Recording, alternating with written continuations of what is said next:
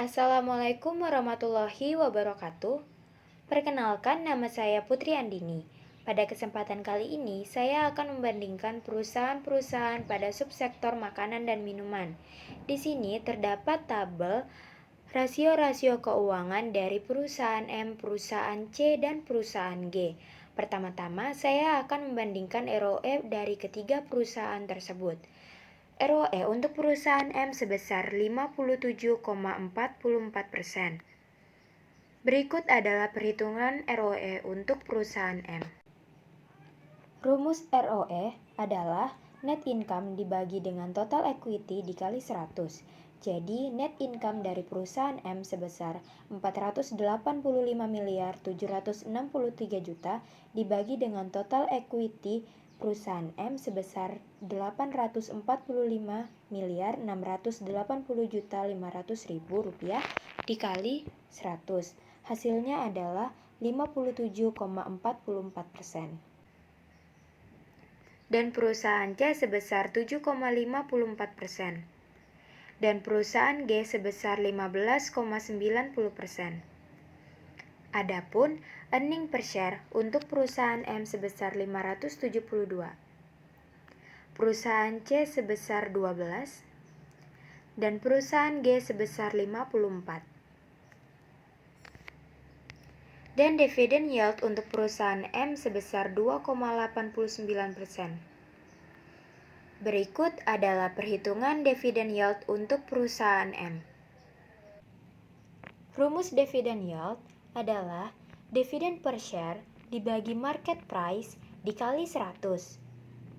Dividen per share perusahaan M sebesar 583 dibagi market price dari perusahaan M sebesar 20.200, lalu kemudian dikalikan dengan 100.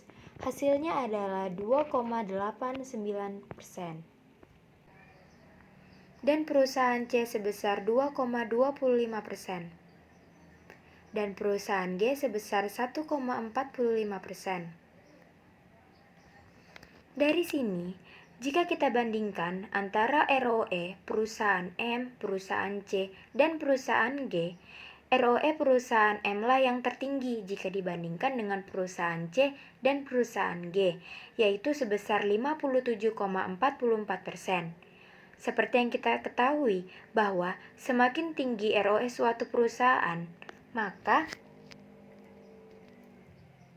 semakin baik pula perusahaan tersebut dalam mengelola modal atau ekuitasnya dalam memperoleh laba. Selanjutnya, dari segi dividen yield. Dividen yield perusahaan M adalah yang tertinggi jika dibandingkan dengan perusahaan C dan perusahaan G. Seperti yang kita ketahui bahwa semakin besar dividen yield yang dibagikan oleh suatu perusahaan, maka akan semakin baik, karena itu berarti perusahaan tersebut memperoleh banyak keuntungan. Selanjutnya, dari segi debt equity ratio, perusahaan M memiliki debt equity ratio sebesar 2,70.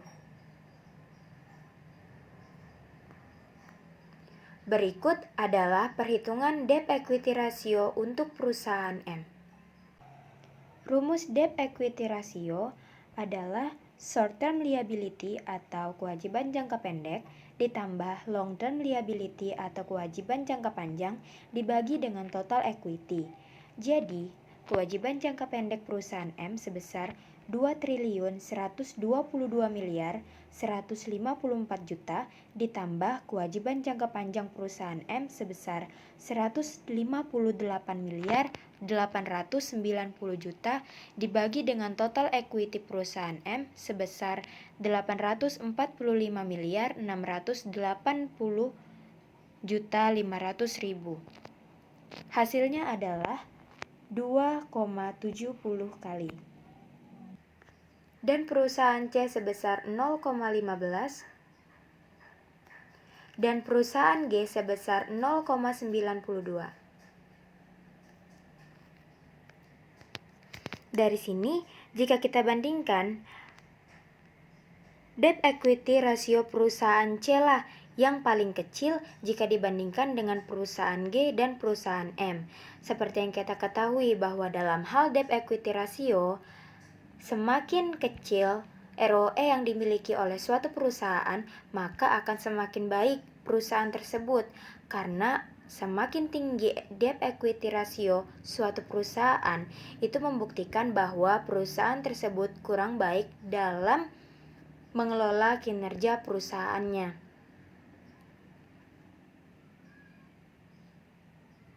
Jadi, dari sini dapat saya simpulkan bahwa perusahaan terbaik yang pertama adalah perusahaan M.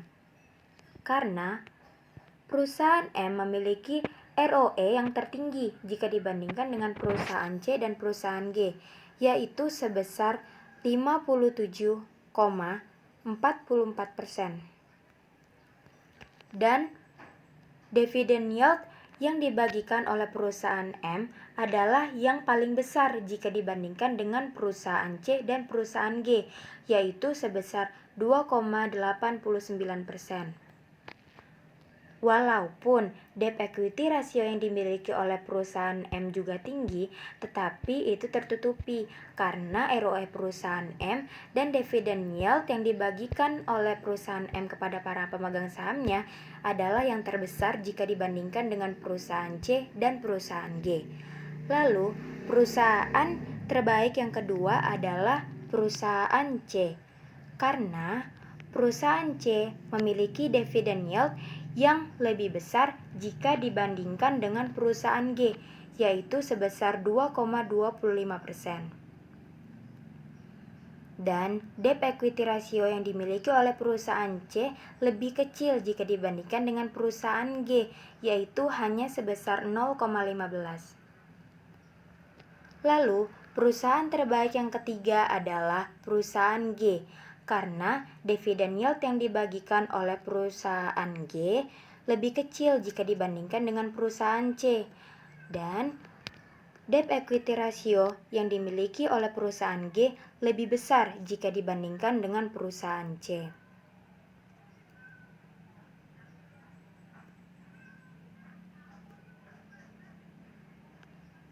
Jadi, sekian yang dapat saya sampaikan, kurang dan lebihnya mohon dimaafkan. Wassalamualaikum warahmatullahi wabarakatuh.